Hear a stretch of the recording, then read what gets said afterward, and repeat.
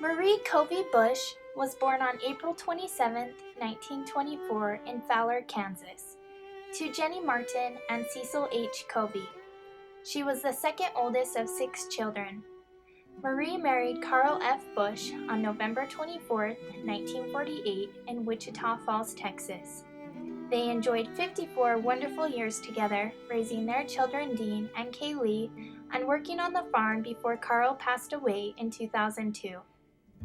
Marie spent the past 7 years living in Centerville, Utah, with her daughter Kaylee and son-in-law Matthew.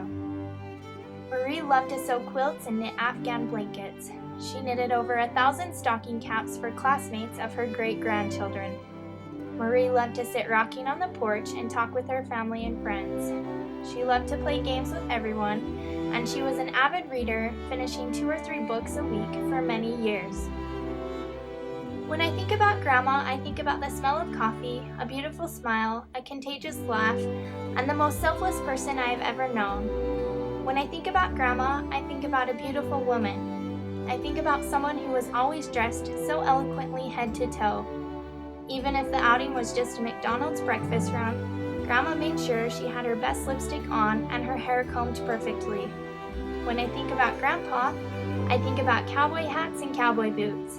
I think about toothpicks, slick hair, John Deere tractors, and shiny pens in a front shirt pocket. I think about a great friend and a great tease, someone who always knew how to put a smile on my face and make sure it stayed there. When I think about Grandma and Grandpa together, I think about a legacy of love, flirtiness, laughter, humor, and happiness. I was once asked where my favorite vacation was to. I instantly replied with Kansas. The person was shocked when I said Kansas. If only that person understood the great memories I have of the farm, the wheat fields, the swimming pool, the big storms, but most of all, the happiness I felt as a young girl by simply sitting next to my Grandma and Grandpa. When Grandma passed, I was sad to think that my kids wouldn't get to know their Grandma great. I was soon reminded that my kids are being taught about the fun adventures here on Earth by the one and only Grandma Great. Lucky them. Take care of mine, Grandma and Grandpa, and I'll take care of yours. Love you more.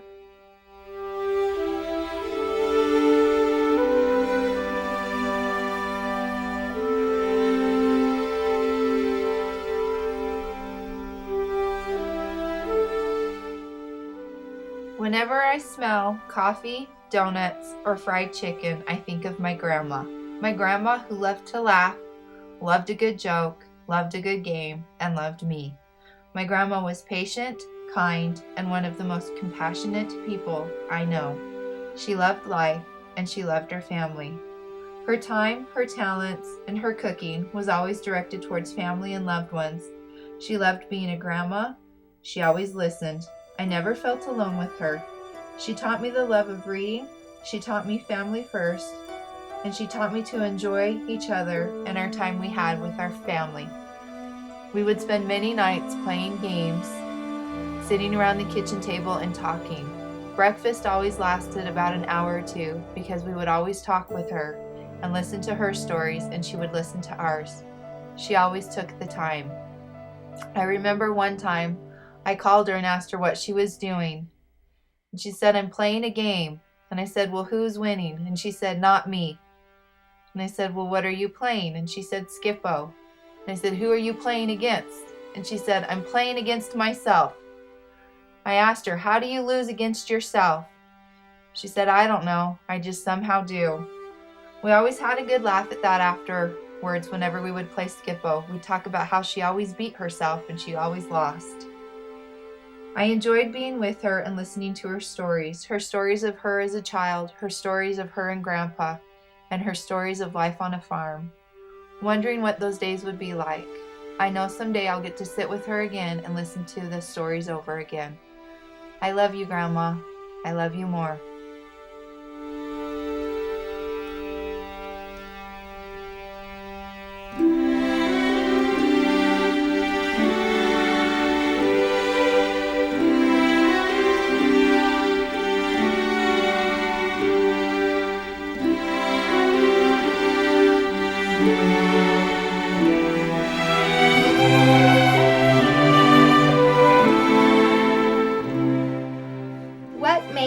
Grandma Great. Tea parties, suckers, yo-yos, and baby quilts, Farkle and Skippo. Homemade pies, fried chicken, and potato salad. Purses with treasures. A smile and a hug, a kiss and a wink. Folding laundry, rocking on the porch, Max. Kansas summer nights, the farm, flying kites. And memories. Just a few weeks ago, we were all sitting around the dinner table, and Grandma was told about the new shoes I bought Cameron. I've tried hard my whole life not to buy clothing items that have characters on them. But when my sister went shopping with me to Target, she picked out Buzz Lightyear shoes for Cameron. He, of course, fell in love with them and refused to take them off. So Buzz Lightyear it was. After telling Grandma Great about the shoes, she wondered why I would buy shoes that have Bud Light on them for Cameron. Grandma always knew how to make me laugh. She brightened my day, every day. I will miss our frequent lunch dates, and Sammy will miss her tea parties. But Grandma has changed our lives for the better. And despite her not being here, her legacy will continue. Her memories and love will live on. I love you more, Grandma Great.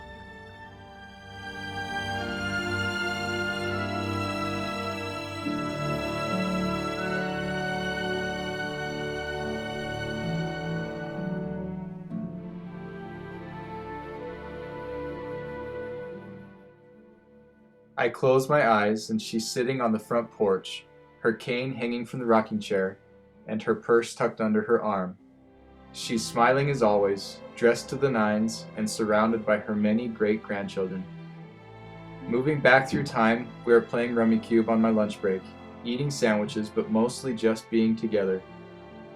Somehow, she always gets me going about my day and my stories. I can tell that if she could, she would be on patrol with me. Further back, they are both there, side by side. It's Friday night in Dodge City, and Lawrence Welks is on. Grandma's rocking, knitting, and enjoying the music, while Grandpa is intently learning the tunes to try and play on the guitar tomorrow. He probably can't hear himself, but he's humming along. Foot tapping, fingers swaying. There is no better way to spend a Friday night. Now I'm a child. At our house or theirs, it doesn't matter.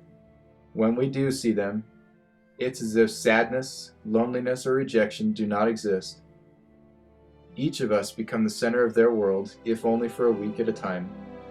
We ride the tractors, hunt prairie dogs, eat, and eat, and always wind down with a long sit on the front drive, waiting for the peace of night.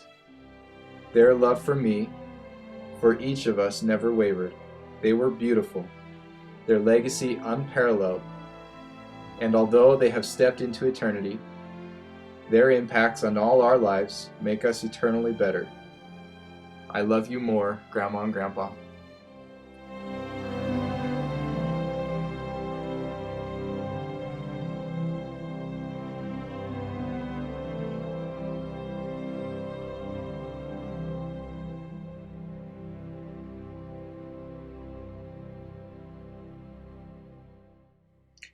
Whenever I feel the warm sun beating down on me, I think of Kansas.